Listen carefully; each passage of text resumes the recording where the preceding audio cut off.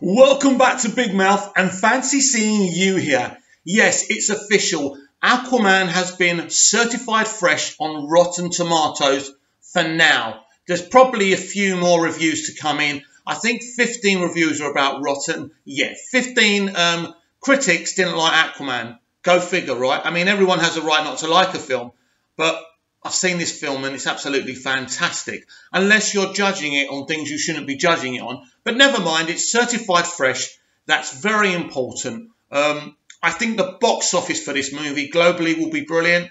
I think the American box office may come in slightly less than what we're getting in like China, but I think it'll still be all right. It's going to be very interesting because it's a very busy time.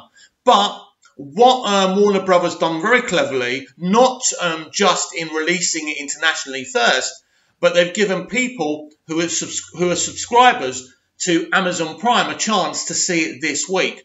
I'm actually going to watch it tomorrow again. It'll be my second viewing. As soon as I get home, I will record my review. Really excited about that to let you know what I truly think about this film, about the whole essence of the film, and for us just to talk about what's going on in the film. Obviously, if you don't want to be spoiled, don't watch it yet. So, certified fresh, very important, but what's to come in the next few weeks is even more important, the audience score.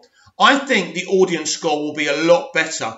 We remember Venom, which I don't think was it certified. I think it was certified rotten, wasn't it? I can't remember. I'll have to take a look at that. But the audience score was much better than the below par critics rating.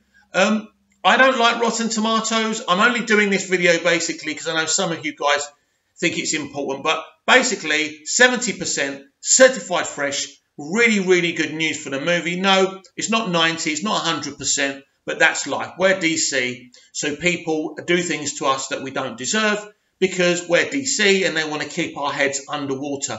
No pun intended. But yeah, as long as it's certified fresh, that's very, very important. So yeah, most of the reviews are positive. It's really good for the worlds of DC, DCEU, whatever you want to call the franchise. It's the first step. Don't forget, this is Walter Hamada's first movie. Luckily for him, he didn't have to come in and work with someone who was going against what he wanted. He was working with longtime partner James Wan. Very important. So if Walter came in and said, listen, we need to do this differently or that differently, James would have been open to it, but he wouldn't have wanted his movie destroyed. And Walter would have respected that because they got this great relationship of working on the Conjuring franchise and stuff like that. So that was very important too. But if they've done this well with it and got positive reviews and a great opening in China so far, things are looking good. Can this film make $1 billion? What if this film makes $1 billion? What does this mean for the worlds of DC? What does this mean for the DCEU? Well, it will be a major achievement. This is a low-grade superhero that everyone's always laughed at. So for this film to even get close to $1 billion will be absolutely amazing. And I'd be so happy. It'll be a great achievement because if a film like this Underwater Hamada can make close to $1 billion, what can the big tier films make when they get their act together? Yeah, very, very important, very interesting. We shall see. Nobody knows what the total box office will be right now, but once the opening weekend in London and places like that, and then next weekend when it's out in America, I mean, obviously the Amazon Prime thing mixes things up a bit. Some people think that box office shouldn't be counted. Of course it should. People may be getting an opportunity to see the film, but they're still having to buy tickets. The only thing, by being an Amazon Prime subscriber, you get to see it a week early. You don't get to see it for free. So you're still paying for that ticket. So of course it bloody well counts. And Grace Randolph a couple of weeks ago going, oh, you know, why are Warner Brothers doing this? Up yours, Grace, up yours. People are still asking for those tickets. They still want to see the film, so it all counts. But I'm afraid, yeah, DC fan my backside. But yeah, right now it's looking extremely positive for this film. And it bodes well for Shazam as well.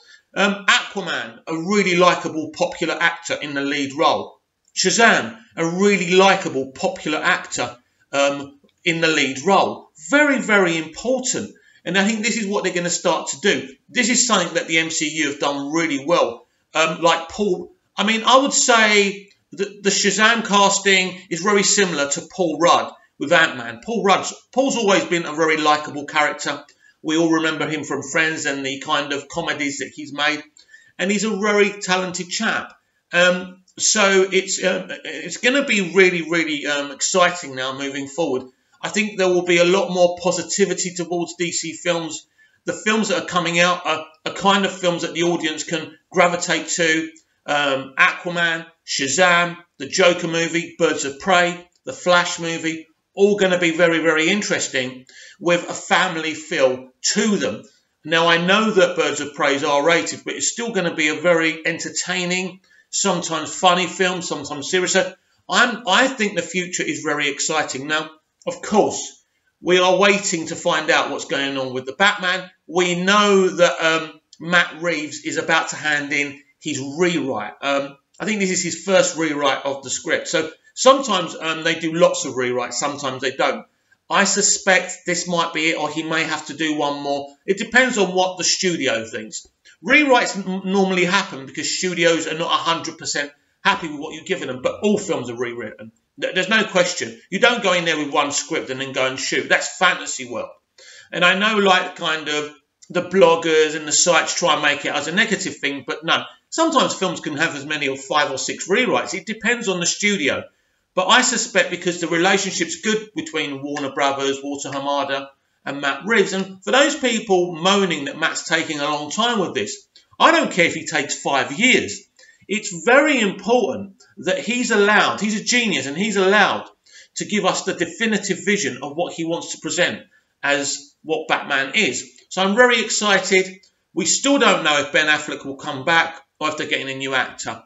I suspect that Ben Affleck is done. I suspect we'll get a new Batman. I think they know who that is.